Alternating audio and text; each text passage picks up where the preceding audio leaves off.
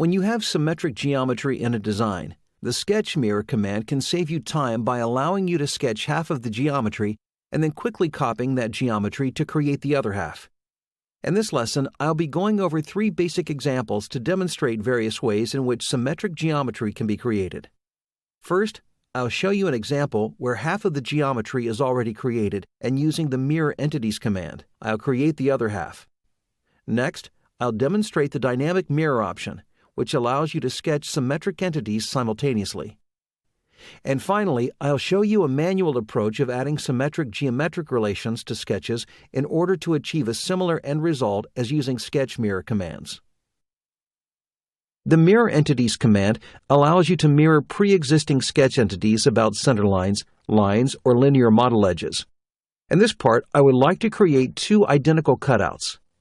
Since I want the cutouts to be identical, I'll mirror this sketch onto the other side and then use an extruded cut feature to create both cutouts at once. I'll begin by editing the sketch. Next, I'll launch the Mirror Entities command.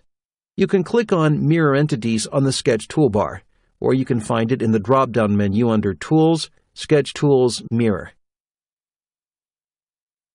When the Property Manager appears, you can see that there are 2 selection windows. First, I'll select the sketch geometry as the entities to mirror by box selecting right to left. Pay attention to which selection window is active in the Property Manager. Also, notice the feedback next to my cursor, which shows a mouse with an arrow over the right mouse button.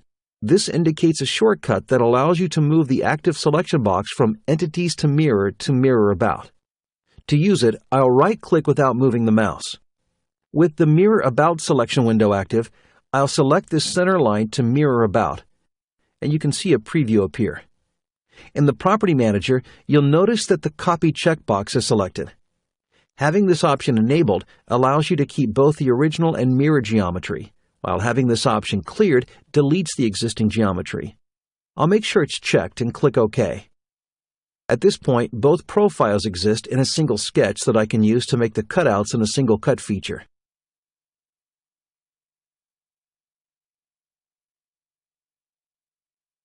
Let me switch over to our next example. Here I have a sketch which already contains a centerline. When you have a centerline, symmetric geometry can be created in real time as you sketch by using the Dynamic Mirror tool. The Dynamic Mirror tool does not appear by default on the Sketch toolbar. To activate the Dynamic Mirror tool, I'll go to the Tools drop-down menu, and under Sketch Tools, I'll click on Dynamic Mirror. When the Dynamic Mirror Property Manager appears, you can select a sketch line or a linear model edge to mirror about. I'll click on this center line and notice hash marks that appear at the ends of the center line indicating that Dynamic Mirror is now active. As I begin sketching lines, right away you can see that they are mirrored across the center line and symmetric relations are added. If I edit any of the entities on either side, the opposite side automatically updates. To turn off the Dynamic Mirror tool, you can go to the Tools drop-down menu and click on Dynamic Mirror again, but I'll use a shortcut. I'll right-click anywhere in the Graphics area, and under Recent Commands, I'll click Dynamic Mirror Entities to toggle it off. Although the Dynamic Mirror tool is now turned off, notice that I can still edit the existing geometry, and the symmetric relations are maintained. Notice if I delete any of the sketch entities on one side, the symmetric relations on the other side are removed, although the mirrored sketch entities are preserved.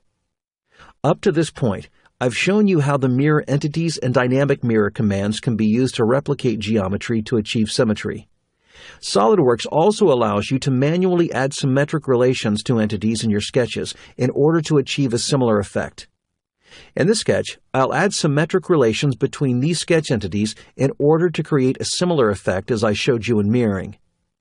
Symmetric sketch relations require that a centerline exists in the sketch to use as the reference. I'll sketch a centerline, starting on the origin, and I'll make sure it's vertical. Once the centerline is in place, to add the symmetric sketch relations, I'll hold down the Control key as I select the centerline and the first 2 endpoints, and click on the Make Symmetric icon from the pop-up toolbar. With the relation added, notice the symmetric behavior when I click and drag either of the points. Next, I'll add the other symmetric relations to the other endpoints. I'll hold down the Control key as I pick the center line in each endpoint, and select the symmetric icon from the pop-up.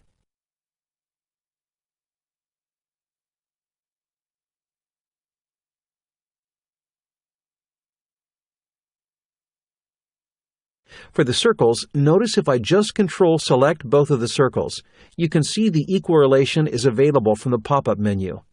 For all intents and purposes, this would achieve the symmetry I am looking for. But notice with the Control key still pressed down, if I select the center line, you can see a symmetric relation available in the pop-up. I'll select it, and you can see that the circles are symmetric and equal. Now when I move any sketch entity, you can see its symmetric counterpart updates as well.